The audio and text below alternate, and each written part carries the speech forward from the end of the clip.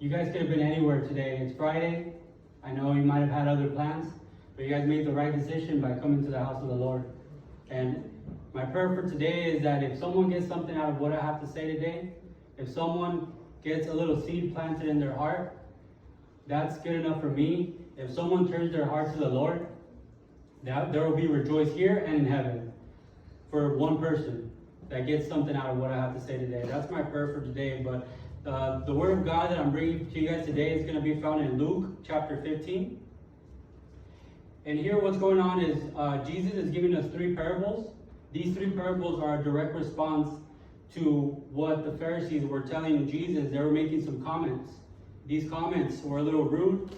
They were basically looking down on him for eating with sinners.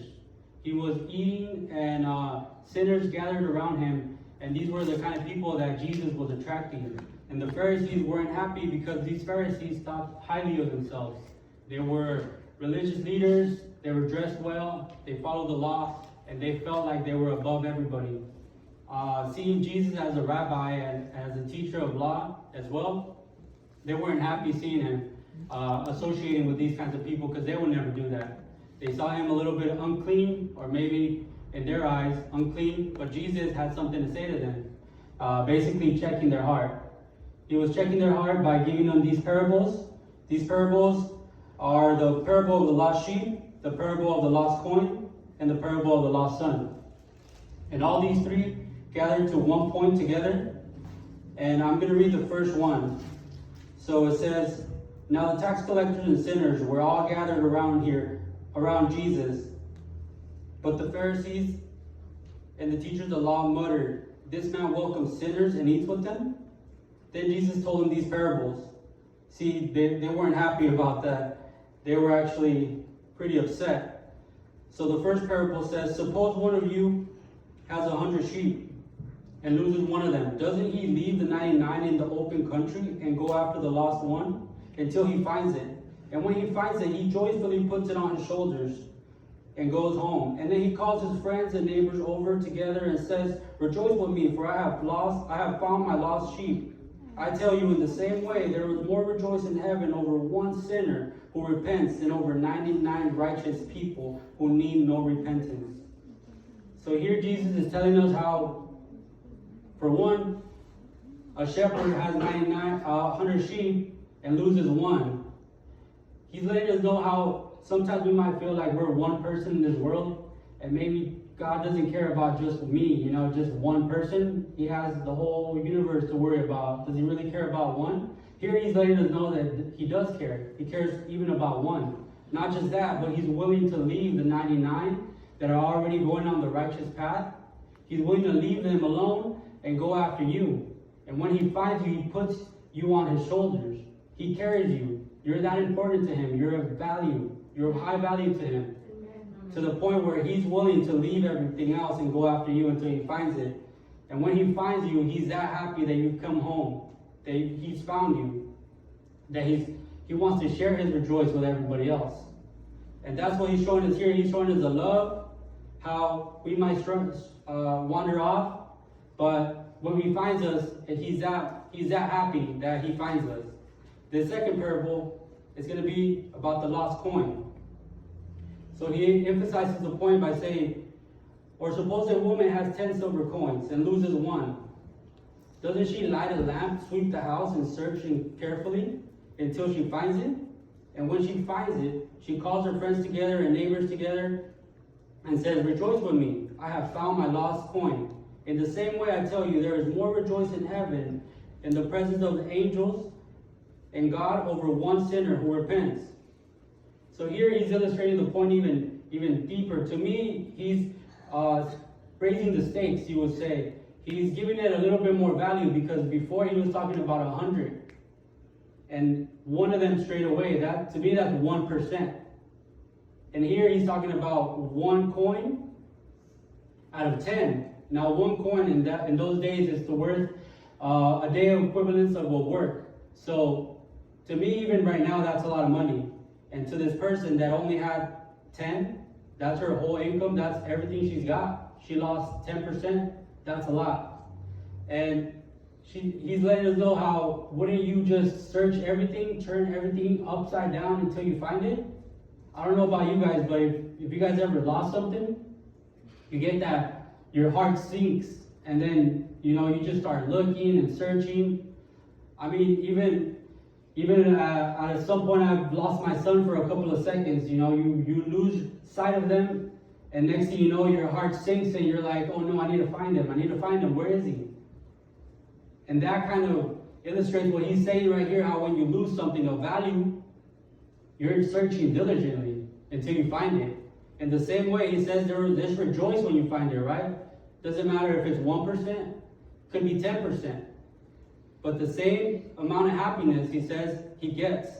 And just like that, he says the angels of heaven, the angels of heaven are also rejoicing, right? So who knows what the angels have seen? They might have seen you grow up. They might have seen a bunch of times where the word has been spoken to you, and they're like, man, I thought he was never going to accept Jesus. But they're rejoicing because they're like, he finally did it. He finally turned his heart. So they're rejoicing for one repenter. I mean, that shows love in many ways.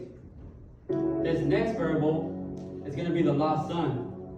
Now, this parable, I feel like it's one of the best parables of the whole Bible. It's been brewing in my heart to say this one. I can relate to this one, and I'm sure a lot of you guys can relate to this one. The parable of the lost son. I feel like we've all been lost at some point. It might be not as deep as someone else, but at some point we've all been lost. I mean, the Bible determines someone that's lost is just hasn't found God. So at some point, in some limit, you've been lost at some point. And I can relate to this one because there's a lot of things in here that talks about a little bit of what I've been through. I've gone off and I've thought that I could fill my happiness with certain things that didn't really feel it. But this parable right here, I pray that you guys just open your hearts and open your eyes and just listen to this parable with new ears and a new heart. If you heard it before, just forget everything you heard about it and just listen to it as if it's a new parable. I feel like you'll get a great blessing because I read this, I can't say how many times preparing, and every time I was just amazed of how rich and how a blessing it has. It's just amazing. I'm going to start the parable. So it says, Jesus continued, there was a man who had 2 sons. The younger one said to his father, Father, give me my share of estates that belongs to me. So the father divides his property between them. So just even there, Jesus is letting us know, I mean, for one, Jesus is the Father, right? He's letting us know how the younger son is asking to get his share. That is coming to him, his inheritance, basically. But if anybody knows anything about inheritance, you only get that when someone dies, right? It's unheard of to try to get it when your father's alive. What I get out of this is basically telling them, I wish you were dead. I wish you were dead. I've been waiting for you to die, and basically I'm tired of waiting. I want to spend the money now. I want to spend it while I'm young. I want to go off. I want to go and just have my stuff now. I want the things of you, but I don't want you, is what I get out of it. It's quite sad, but the father, he responds by just giving it to him. He doesn't fight him. He doesn't give him a lecture. He just lets him go ahead and have it. And that's what sometimes the Father does, right? He'll let you do what your heart pleases, right? We're not restricted by anything. We have free will. And just like that, when you come back, it makes it even sweeter, right? It makes it sweeter for him. It gives us the free will to love him and come back to him. So the story continues. Not long after, the young son got together all he had and set off for a distant country, and there squandered his wealth in wild living. After he had spent everything, there was a severe famine in the whole country, and he began to be in need. So he went out and hired himself to a citizen of that country, who sent him out to the field to feed the pigs. He longed to fill his stomach with the pods that the pigs were eating, but no one gave him any. Wow, so it's showing us here how he went out and just spent it all, just wild living, just reckless living, just blew it all. Probably made some fake friends, probably had some girlfriends that used him up and discarded him. I mean, he went out and just threw it all away. I mean, I've been in that point, you know. I've squandered all my wealth at some point. I've been in a sunken place. I've looked around and I see nothing but darkness. Darkness as high as the ceiling, just feeling completely depressed, right? And a lot of us have done that, squandered all of our wealth, not in the physical way, but in the mental way. We've gone out and just been with the pigs, right? We've been down and out. That's what happened here. He was down and out. He was down bad. He was craving the food of the pigs. I mean, for a Jewish man, that's the most disgraceful job you can have. They consider the pigs unholy animals. So just to even go that low is saying like he was doing the job that nobody wanted to do. Nobody wanted to feed the pigs. And he was out there and he longed to be fed with the pigs' food. He was really bad.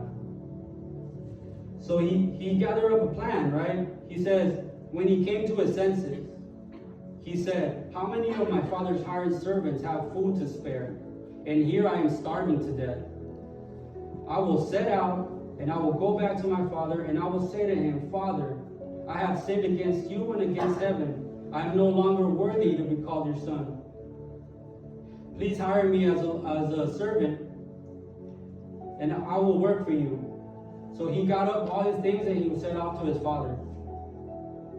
So he came to his senses. He realized just where he was.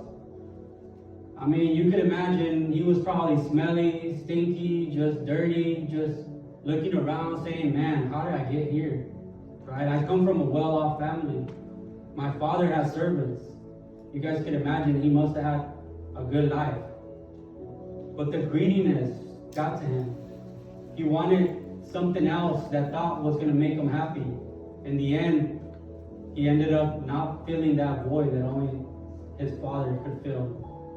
He went off, spent everything he had, came to a realization, but also just started to prepare a speech, right? He started to prepare a speech like, I'm going to go to my father and I'm going to tell him this. I'm gonna have my speech ready and he's going to have mercy and I'm going to be a servant. Basically, he's saying, I'm going to work my way back.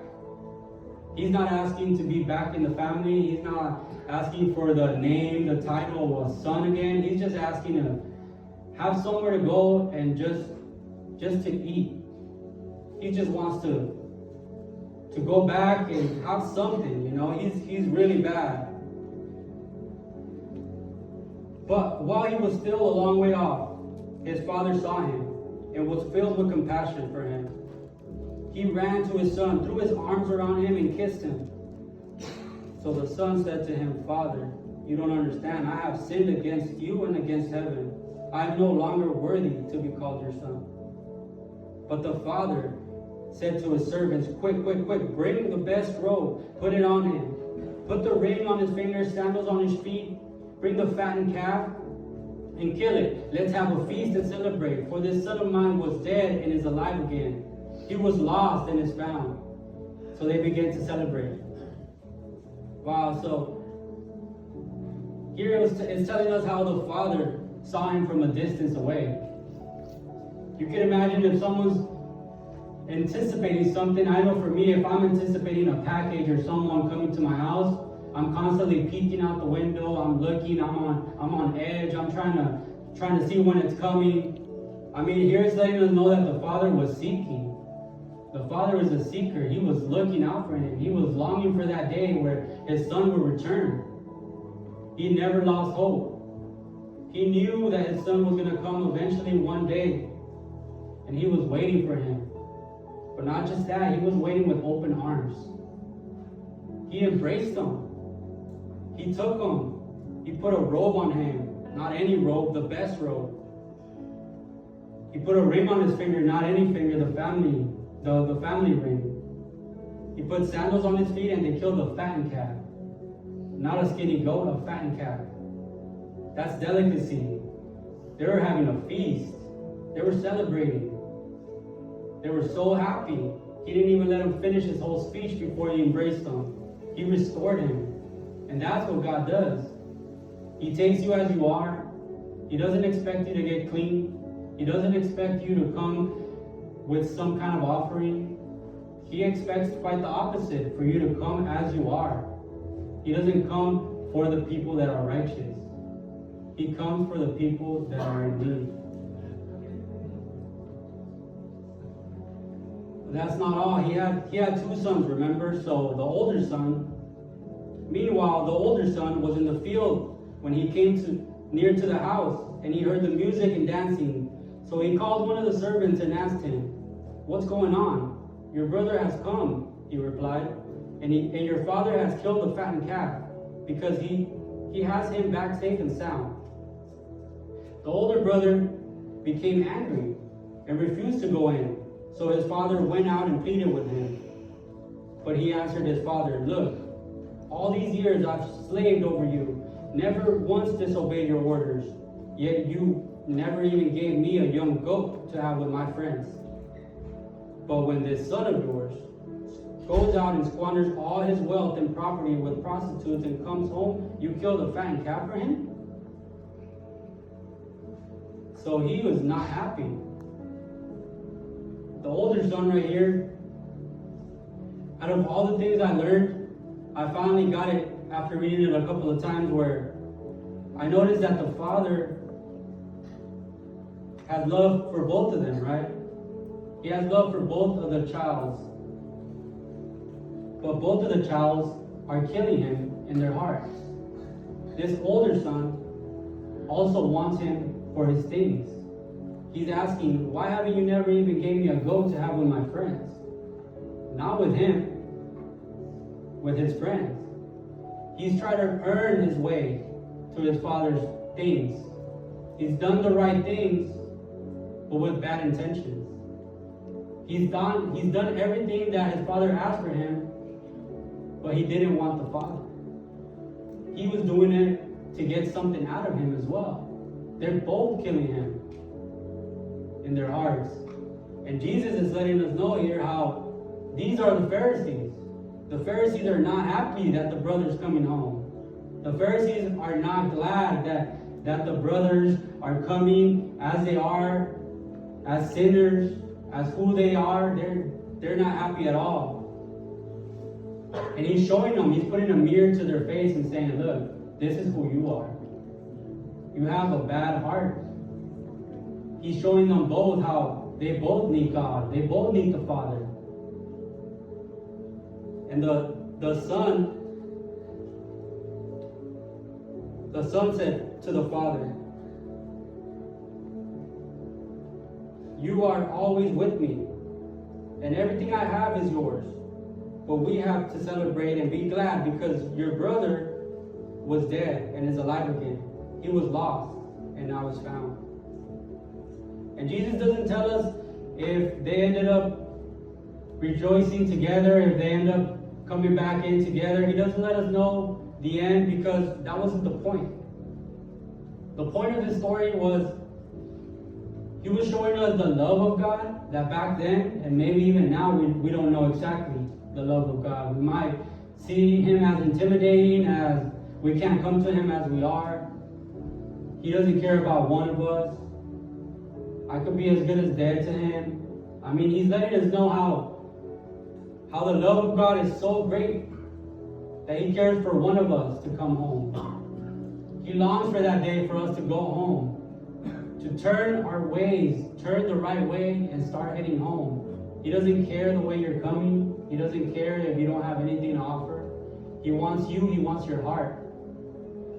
And he's showing us here as well how the Pharisees were not being what they were supposed to be. He was showing him an example of what they are. And what I learned from this is that I want to be the opposite of the Pharisees. I want to be the good brother.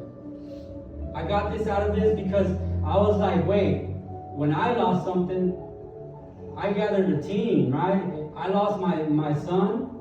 I gathered a team. I started telling people, hey, I lost my son. Can you help me? Can you help me? And everybody, without even thinking about it, of course, yes, how does he look? Everybody was gathering around to help me, right? And why? Because they saw the value of the thing I lost. See, God sees a great value in us. And I would take offense if I tell you to help me find my son and you don't want to, right? And I feel like that's offensive to God if he has something so greatly dear to his heart lost out there. And I don't help him find it. If we don't help him, that's why I want to be the opposite of that Pharisee. I want to be a good big brother. I want to go out and find my lost brother. I want to help him get restored. I want to bring him back home. I want to help find that lost sheep that has wandered off. I want to help.